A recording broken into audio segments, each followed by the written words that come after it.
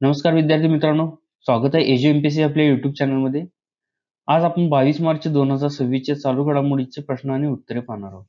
मित्रांनो, या व्हिडिओमध्ये आपण हे सर्व प्रश्न कव्हर करणार आहोत. त्यामुळे व्हिडिओला शेवटपर्यंत नक्की पहा आणि चॅनलवर नवीन असाल तर चॅनल सबस्क्राईब करायला विसरू नका आणि व्हिडिओ कसा वाटला हे कमेंटमध्ये नक्की सांगू शकता. चला तर सुरू करूया. प्रश्न क्रमांक पहिला आहे, 2027च्या जनगणनेसाठी ब्रँड अँबॅसेडर म्हणून कोणाची निवड करण्यात आली आहे? आणि त्याचे योग्य उत्तर आहे पर्याय क्रमांक 1 सुदर्शन पटनाईक. चला तर मित्रांनो अधिक माहिती जाणून घेऊया.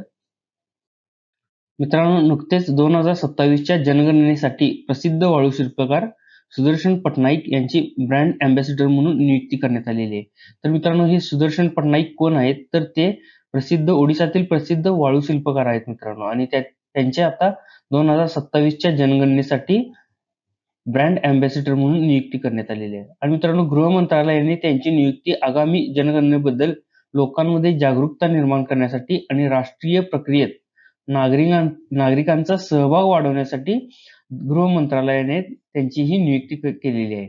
आणि मित्रांनो, भारत सरकारने त्यांच्या कलेतील योगदानासाठी देशाच्या 4थ्या सर्वोच्च नागरी सन्मानाने म्हणजेच की पद्मश्रीने 2014 मध्ये गौरवलेले आहे. कुणाला? सुदर्शन पटनाईक यांना. तर मित्रांनो, आता आपण 2027च्या जनगणनेबद्दल अधिक माहिती जाणून घेऊया. मित्रांनो, 2027 मध्ये होणारी जनगणना ही भारताची 16वी जनगणना आणि स्वातंत्र्यानंतरची 8वी जनगणना असेल. 2027 मध्ये होणारी 16वी आणि स्वातंत्र्यानंतरची 8वी जनगणना ही असेल. आणि ही भारताची संपूर्णपणे पहिली डिजिटल जनगणना असणार आहे मित्रांनो. आणि ही माहिती संकलनासाठी मोबाईल ऍप्लिकेशनचा वापर केला जाईल आणि नागरिकांना सेल्फ इन्युमिरेशन म्हणजेच की स्वतःची माहिती स्वतः ऑनलाईन भरणे ची सुविधा उपलब्ध करून देण्यात येणार आहे या भारतीय जनगणना 2027 मध्ये. त्यामुळे हिला डिजिटल स्वरूपातली पहिली जनगणना म्हणून ओळखली जाईल मित्रांनो. आणि 1931 नंतर प्रथमच या जनगणनेत जातीनिहाय मोजणी देखील केली जाणार आहे. तर मित्रांनो, याचे वैशिष्ट्य काय असणार आहे या जनगणनेचं? तर 1931 नंतर पहिल्यांदाच जातीनिहाय मोजणी या 2027च्या जनगणनेमध्ये केली जाणार आहे. आणि मित्रांनो, ही जनगणना 2019 मध्ये होणार होती, परंतु कोविड आल्यामुळे ती जनगणना पुढे ढकलत आता 2027 मध्ये ही जनगणना पार पाडली जाणार आहे. चला तर पुढचा प्रश्न पाहूयात. प्रश्न क्रमांक 2 आहे, जागतिक आनंदी अहवाल 2026 मध्ये भारत देश कितव्या क्रमांकावर आहे?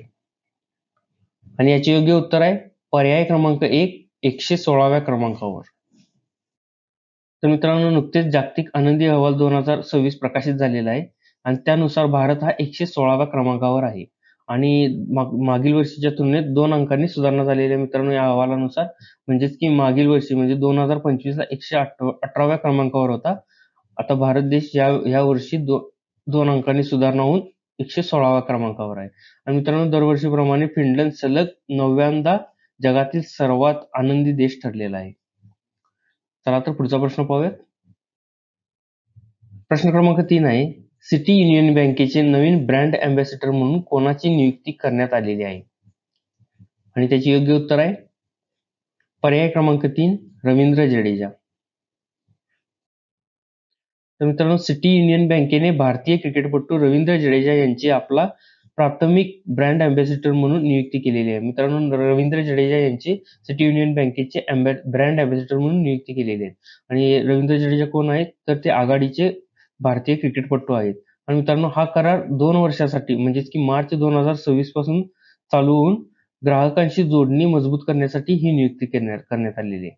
आणि मित्रांनो, याचा उद्देश काय आहे? तर बँकेच्या ग्राहकांशी जोडणी मजबूत करण्यासाठी रवींद्र जडेजा यांची ब्रँड अँबॅसेडर म्हणून नियुक्ती करण्यात आलेली आहे.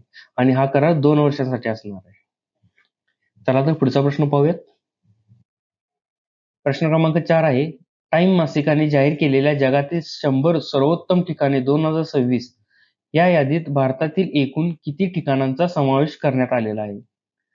आणि त्याचे योग्य उत्तर आहे पर्याय क्रमांक 3.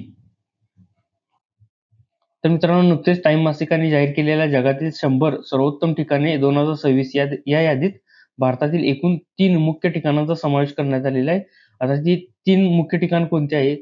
तर द ओबेरॉय राजगड पॅलेस हे कुठे आहे? तर हे मध्य प्रदेश आहे. आता दुसरं ठिकाण कुठे आहे? तर म्हारोखेत म्हारोखेत म्हणून जे प्रसिद्ध आहे जोधपूरमध्ये आहे ते राजस्थानमध्ये. आणि तिसरं ठिकाण आहे शक्ती हिमालय प्राण लॉज जे की कुमाऊ उत्तराखंडमध्ये आहे. हे 3 ठिकाणे टाइम मासिकाने जाहीर केलेल्या जगातील 100 सर्वोत्तम ठिकाणे 2026 मध्ये या 3 ठिकाणांचा समावेश करण्यात आलेला आहे. चला तर पुढचा प्रश्न पाहूयात. प्रश्न क्रमांक 5 आहे. कोणत्या राज्यात दिव्यांग शक्ती योजना सुरू करण्यात आलेली आहे? आणि त्याचे योग्य उत्तर आहे पर्याय क्रमांक 2 आंध्र प्रदेश. तर नुकतेच आंध्र प्रदेश सरकारने दिव्यांग व्यक्तींसाठी दिव्यांग शक्ती ही योजना सुरू केलेली आहे. आणि आता या योजनेचा मुख्य उद्देश काय असणार आहे? तर या योजनेअंतर्गत राज्यातील दिव्यांग व्यक्तींना APSRTC म्हणजेच की आंध्र प्रदेश राज्य रस्ते वाहतूक महामंडळ बसमध्ये मोफत बस प्रवासाची सुविधा मिळणार आहे. कुणाला? तर दिव्यांग व्यक्तींना.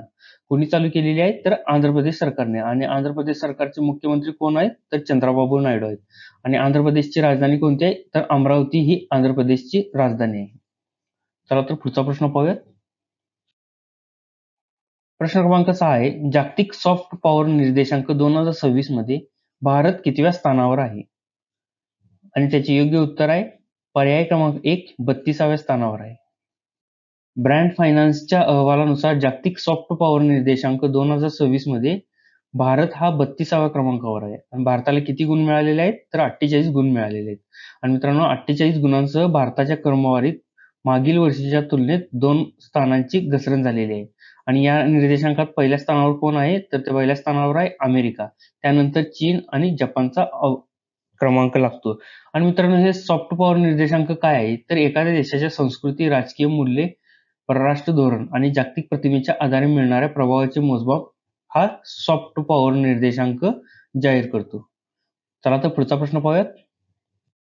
प्रश्न क्रमांक 7 आहे. कोणत्या राज्याने गोधन योजना सुरू केली? आणि त्याचे योग्य उत्तर आहे पर्याय क्रमांक 2 छत्तीसगड. मित्रांनो अलीकडे छत्तीसगड राज्याने गोधाम योजना सुरू केलेली आहे. आणि छत्तीसगडचे मुख्यमंत्री विष्णुदेव साई यांनी भटक्या गुरांचे संरक्षण आणि व्यवस्थापन करण्यासाठी ही योजना सुरू केलेली आहे. तर मित्रांनो गोधाम योजनेचं मुख्य वैशिष्ट्य काय असणार आहे? तर भटक्या गुरांचे संरक्षण आणि व्यवस्थापन करणे हे या गोधाम योजनेचे मुख्य वैशिष्ट्य आहे. आणि मित्रांनो राज्यभरात छत्तीसगड राज्यात एकूण 1460 सुरभी गोदाम आश्रयस्थान उभारण्यात येणार आहेत या गोधाम योजनेनुसार. चला तर पुढचा प्रश्न पाहूयात. प्रश्न क्रमांक 8 आहे. 2026 चा प्रतिष्ठित स्टॉकहोम वॉटर प्राइज पुरस्कार कोणाला जाहीर झालेला आहे?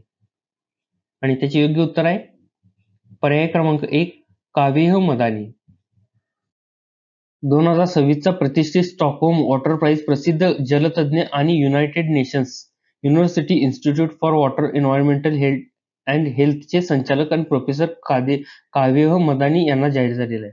तर मित्रांनो कावेह मदानी कोण आहेत? तर ते प्रोफेसर आहेत आणि त्यांना 2026 चा प्रतिष्ठित स्टॉकहोम वॉटर प्राइज पुरस्कार जाहीर झालेला आहे. आणि मित्रांनो हा त्यांना पुरस्कार का जाहीर झालेला आहे? तर जलविज्ञान धोरण यांच्यातील उत्कृष्ट संबंध आणि त्यांनी मांडलेली जल दिवाळखोरी संकल्पना यासाठी त्यांना हा 2026 चा प्रतिष्ठित स्टॉकहोम वॉटर प्राइज जाहीर करण्यात आलेला आहे. चला तर पुढचा प्रश्न पाहूयात. प्रश्न क्रमांक 9 आहे. दरवर्षी 22 मार्च हा दिवस काय म्हणून साजरा केला जातो? आणि त्याचे योग्य उत्तर आहे पर्याय क्रमांक 2 जल दिन. तर मित्रांनो दरवर्षी 22 मार्च हा दिवस जागतिक जल दिन म्हणून साजरा केला जातो. आणि हा जल दिन साजरा करण्यामागचा उद्देश काय आहे? तर गोड्या पाण्याचे महत्त्व अधोरेखित करणे, जलस्रोतांचे शाश्वत व्यवस्थापन करणे आणि पाण्याच्या संवर्धनाबद्दल जागरूकता वाढवणे हे या दिवसाचा मुख्य उद्देश आहे मित्रांनो. आणि हा पहिल्यांदा कधी साजरा केला गेला? तर 1993 पासून दरवर्षी 22 मार्च हा दिवस साजरा केला जातो. चला तर पुढचा प्रश्न पाहूयात. प्रश्न क्रमांक 10 आणि शेवटचा प्रश्न पाहूयात. इंदिरा अम्मा कुटुंब जीवन विमा योजना कोणत्या राज्याने सुरू केली? आणि त्याचे योग्य उत्तर आहे पर्याय क्रमांक 4 तेलंगणा. अधिक माहिती जाणून घेऊया. मित्रांनो तेलंगणा राज्याने इंदिरा अम्मा कुटुंब जीवन विमा योजना सुरू केलेली आहे. आणि या योजनेचा उद्देश काय आहे? तर ही योजना राज्यभरातील 1.15 कोटी कुटुंबांना प्रति कुटुंब 5 लाखांचे जीवन विमा संरक्षण प्रदान करते. आणि ज्याची अंमलबजावणी कधीपासून होणार आहे? तर याची अंमलबजावणी 2 जून 2026 पासून याची अंमलबजावणी होणार आहे. तर इंदिरा अम्मा कुटुंब जीवन विमा योजना कुणी सुरू केली? तर तेलंगणा या राज्याने ही योजना सुरू केलेली आहे. तर मित्रांनो, हे होते आजचे आपले 22 मार्च 2026 चे चालू घडामोडीचे प्रश्न आणि उत्तरे. मित्रांनो, 10 प्रश्न पाहिलेले आहेत. 10च्या 10 प्रश्न सर्वच्या सर्व प्रश्न हे महत्त्वाचे होते. व्हिडिओ कसा वाटला कमेंटमध्ये नक्की सांगा आणि चॅनलवर नवीन असाल तर चॅनल सबस्क्राईब करायला विसरू नका आणि व्हिडिओ आवडल्यास लाईक अँड शेअर नक्की करा. धन्यवाद.